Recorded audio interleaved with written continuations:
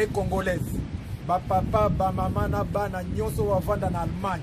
Na ba pays nyonso o ezali pembeni na Allemagne. Avec solidarité na bandeko na biso na mboka ya Congo. Nous allons organiser messe le 21 janvier 2018 à partir de 15h dans l'église Sainte Galous sur avenue Mainzeland Strasse 299, code postal 60326 na Frankfurt Main. Pour na bandeko na biso oyo bakufaki le 31 décembre 2017 na ba victime nyonso pour la démocratie na indépendance na mboka na biso. Boya bino nyonso na bandeko nyonso waza na bolingo na Congo, bozanga te pour na bolingo na mboka. So vous allez vraiment vrai Congolais, vous allez mutu moko lingi Congo, bozanga te dimanche le 21 décembre de janvier 2018. Merci, tozo zelabino na kombo ya nzambe na biso, bozanga te, amen.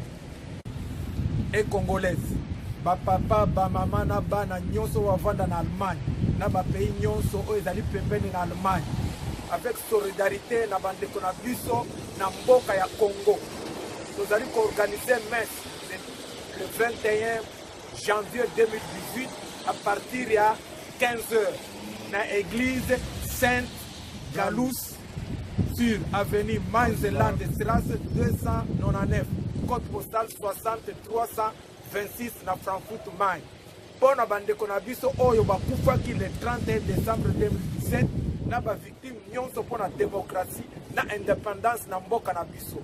Boya bino nyonso na bandeko nyonso waza na bolingo na Congo, bozanga te pour na bolingo na mboka. So vous allez vraiment vrai Congolais, vous allez mutu moko lingi Congo, bozanga te dimanche le 21 décembre de janvier 2018. Merci, tozo zelabino na kombo ya nzambe na biso, bozanga te, amen.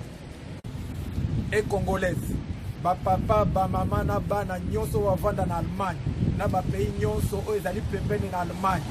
Avec solidarité na bandeko na biso na mboka ya Congo.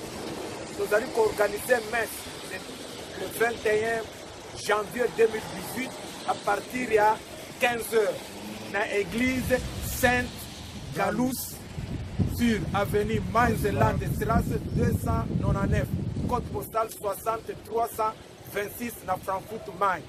Pour na bandeko na biso oyo bakufaki le 31 décembre 2017 na ba victime nyonso pour la démocratie na indépendance na mboka na biso.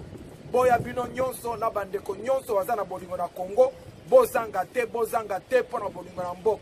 So vous allez vraiment vrai Congolais, vous allez mutu moko lingi Congo, bozanga te dimanche le 21 décembre de janvier 2018. Merci, tozo zelabino na kombo ya nzambe na biso, bozanga te, amen.